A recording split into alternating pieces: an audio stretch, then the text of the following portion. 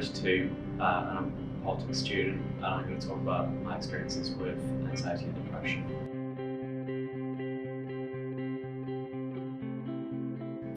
I first noticed issues with anxiety around year 8, so about when I was 12, 13. It mostly sort of came about through body confidence and self-esteem issues. So I was finding myself constantly judging my own appearance to the extent where it was basically all I could think about. And then there came one point where I thought, you know what, if I don't look in the mirror, then I won't think about how I look, and therefore I won't be anxious about how I look, and therefore I'll be better. And that was completely the wrong mindset to have. And things kind of spiraled from there to the extent where for about 8 years or so I couldn't look in the mirror. So yeah.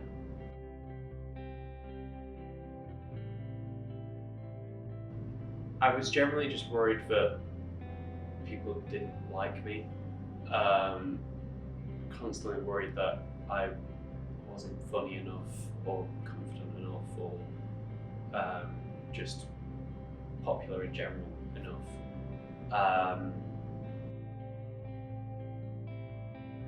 So I found myself ruminating a lot. So I was constantly worrying about whether I'd said the right thing or said the wrong thing, or if I'd apologised enough, which is still something I worry about now. I constantly feel like I have to apologise for things when I don't really need to. And that kind of just weighed down on me constantly.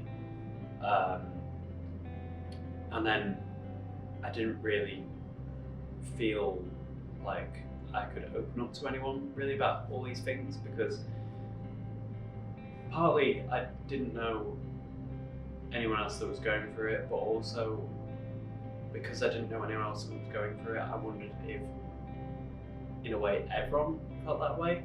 So I felt like I just had to almost be stronger and not say anything, because I felt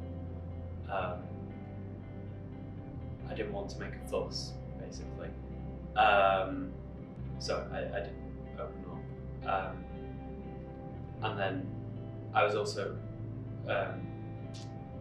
basically I lived quite far away from all my friends, so outside of school I didn't really socialise with anyone, which made it quite difficult when I was at home, because all I could really do was be alone in my room. I had my family, of course, but I found it just easier when I was feeling shit to be by myself than tell them. So I would just tell my family that I was feeling tired when I was actually feeling anxious or depressed.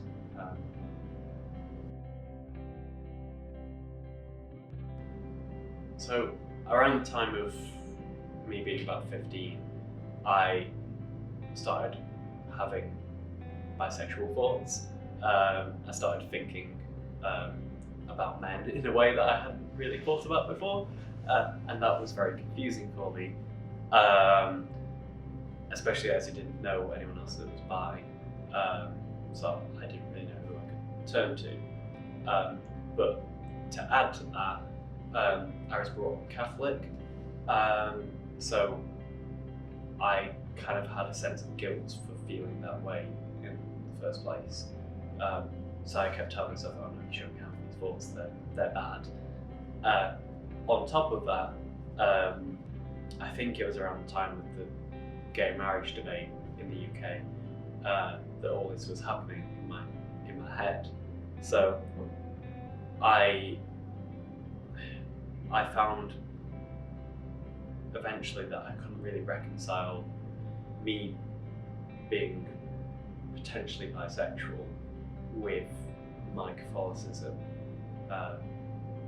So I eventually just sort of cut out the Catholicism and eventually became less and less religious because of that. which was strange because for so much of my life I had identified quite strongly as a Catholic, to the extent where I wanted to be a priest at one point. And it was kind of a bit bizarre losing that. But I didn't come out to anyone until, well, I didn't come out to myself until I was about 17. And at that point I kind of accepted, for want of a better term, that I was bi. But yeah, all of that made me feel anxious in new ways that I hadn't felt before. So yeah, that's quite complicated to deal with.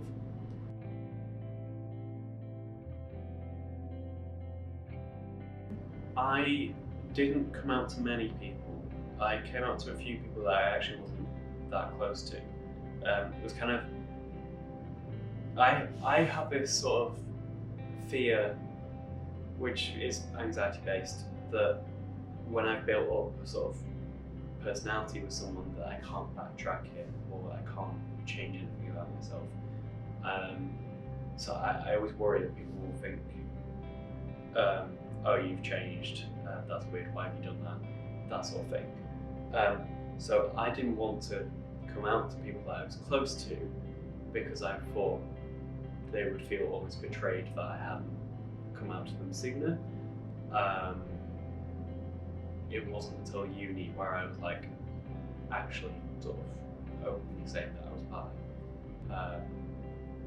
bi. That was the first time I actually felt comfortable to do it. And to be honest, it was one of the reasons I looked forward to coming to uni, was being able to describe myself that way without sort of the same sort of anxiety behind it.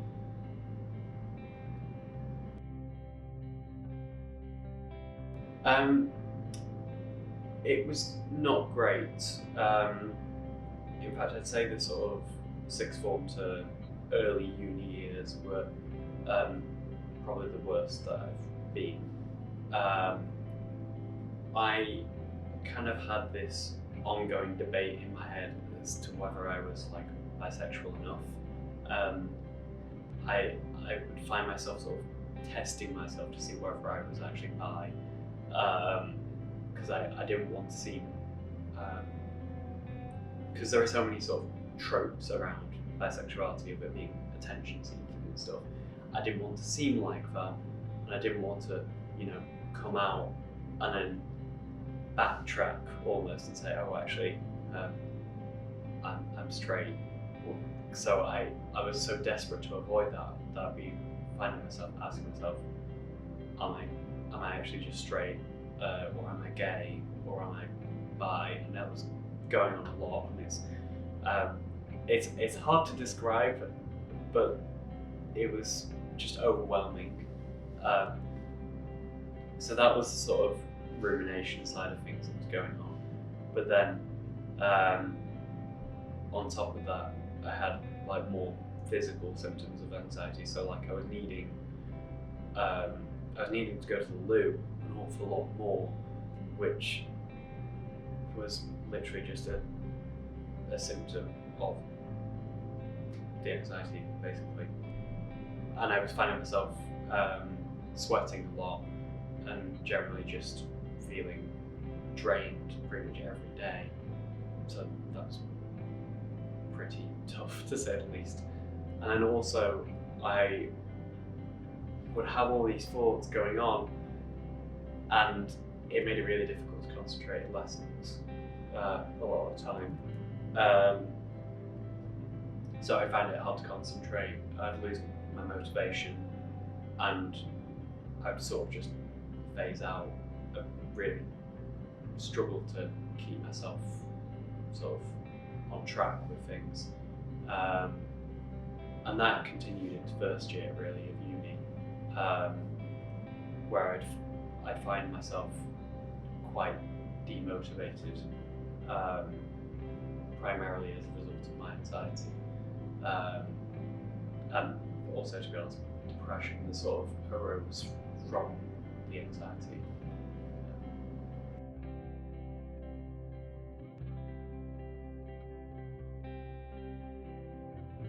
First year of uni was strange because I kind of initially looked forward to coming to uni because I thought I could get some help. Um, but I also found it extremely draining. I didn't really enjoy my course as much as I thought I would at first. Um, I struggled to make friends as quickly as I thought I would. Although, to be fair, I did get on very well with my flatmates, so that was helpful.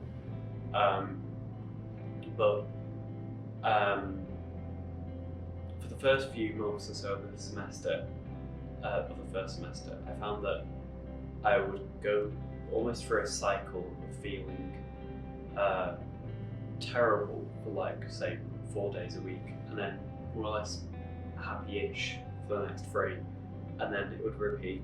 And that was, it was vaguely, it was strange. It was almost comforting to know when I was going to feel shit, but it was still hard to deal with because I didn't really focus as much on lectures as much as I needed to. And then as I went into the second semester, and I needed to start revising for exams properly, I was feeling really low, and there were times where I needed to revise and I wasn't actively procrastinating or anything, but I would just find myself sort of staring into the void because I couldn't find a single way of getting myself to do work. Like I sort of missed so many lectures and stuff because of feeling anxious, that it became like really, it became a struggle to then try and catch up on all of that stuff that I'd missed, if that makes sense. That made me feel even worse, and then I didn't do so well on my exams. So yeah, first year was not particularly enjoyable.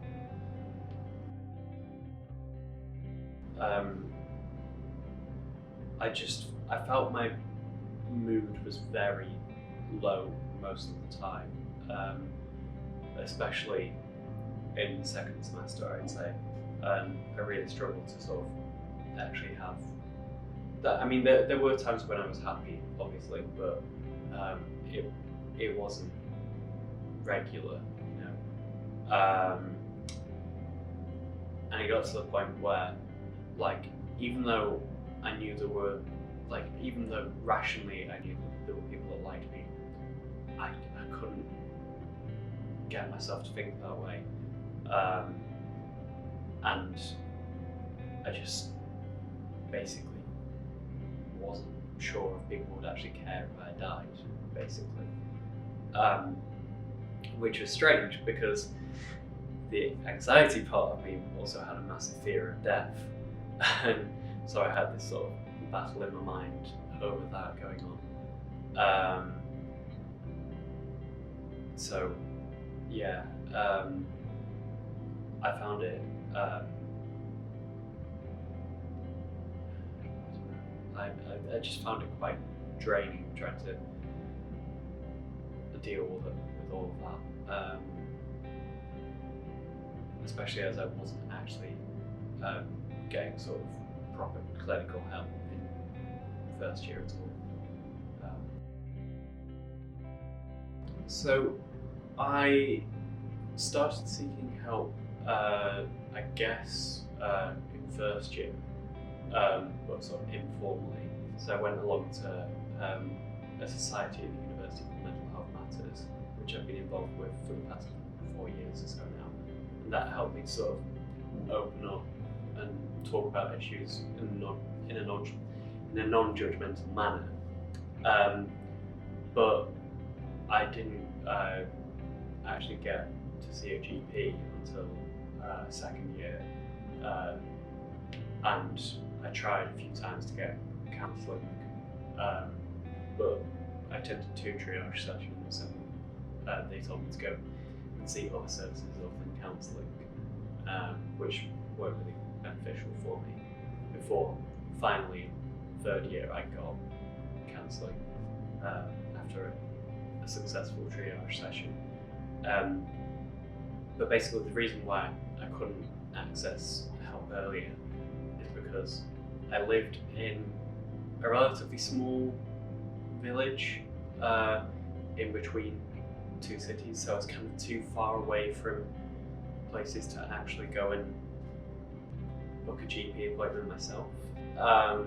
So if I wanted to seek help, I would have to tell my parents and get them to drive me there, and I just didn't want to tell my parents that I had mental health issues, or that I thought I did. So I just kind of relied on the thought that I might be able to get help when I go to university, which is not really, it's pretty shit that that's what I had to rely on for so long. And then, it wasn't quite as smooth as I thought it would be getting help at university, because I was rejected, not necessarily the best word, but because triage counsellors told me that other services might be more beneficial, but in reality, I kind of knew that talking therapy was what I needed from a counsellor, and another issue which for some reason slipped my mind was that throughout all this, I was thinking I had like a sense of guilt, which is partly induced by the anxiety, but I was sort of anxious that I wasn't bad enough to seek help. So I find myself thinking, someone else has it worse than me. Like, if I go and get a counselling appointment, then I'll be depriving someone else of that slot and that sort of thing. When it should never really be viewed that way, because it's just not the case. And often, if you're thinking that way about yourself, then you probably do need help. At least from my experience, I'd say that's I'd say that's the case.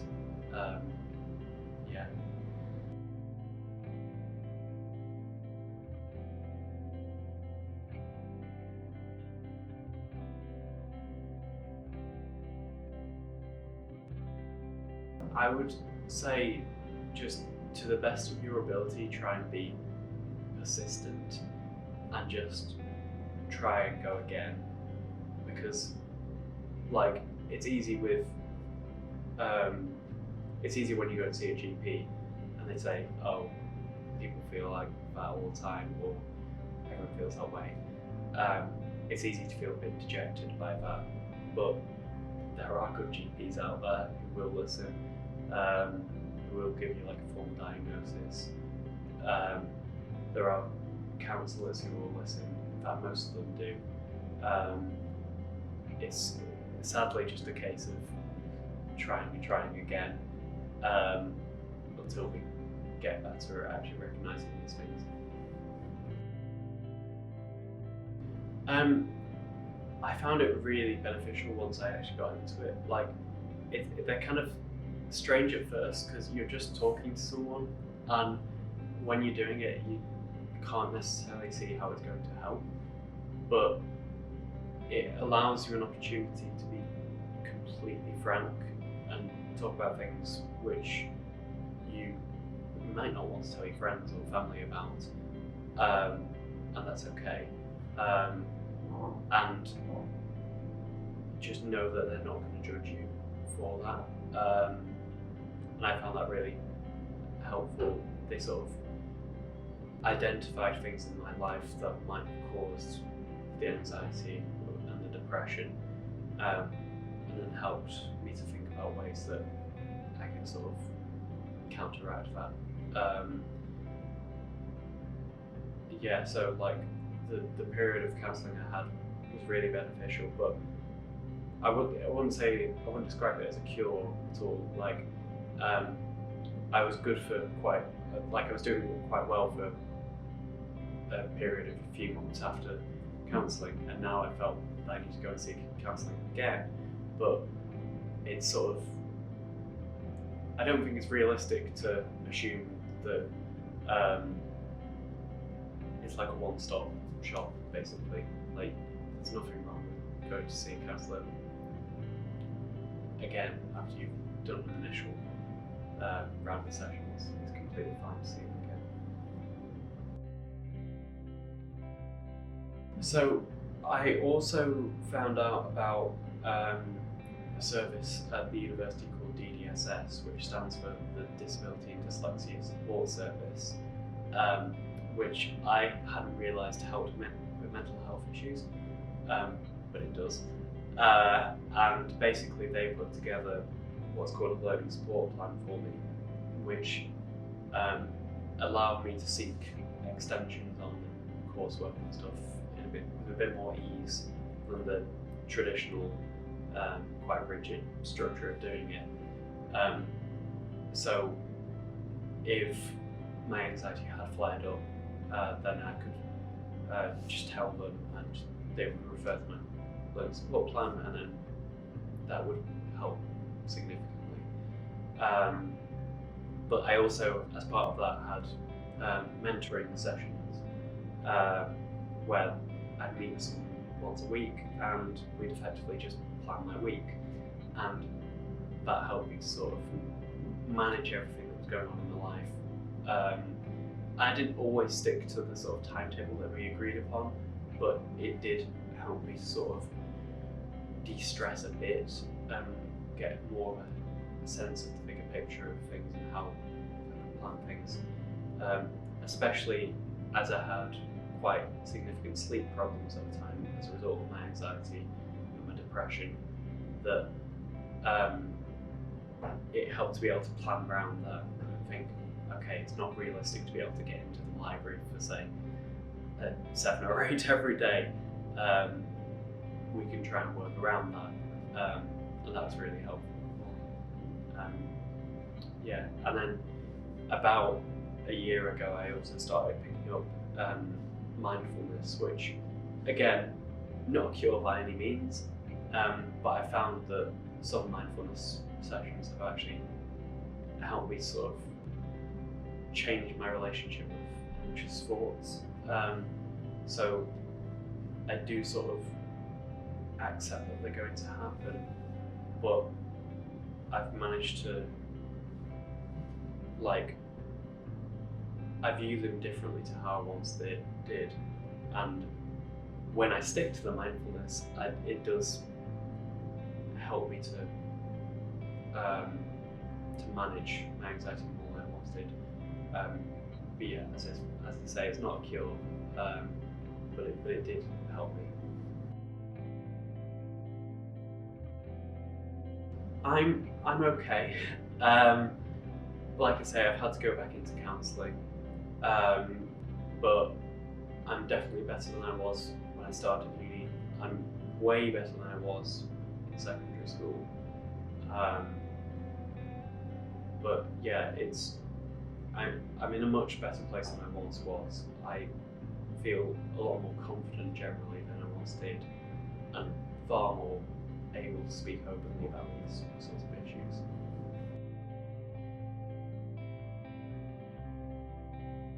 My advice would be slightly cliche, and I would say you should talk about it, but you don't need to shout it out and say it from a huge platform.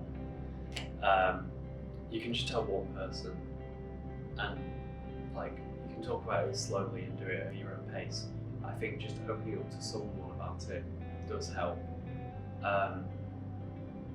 Even if that's sort of one of the online services, say Big White Wall or something like that, it's helpful to get that out there in a positive way.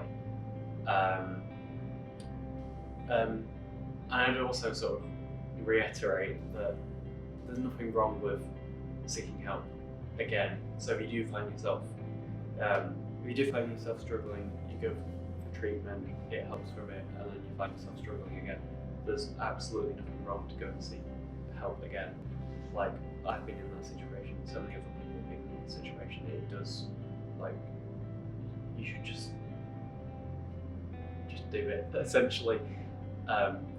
It's always better to try and see someone about it.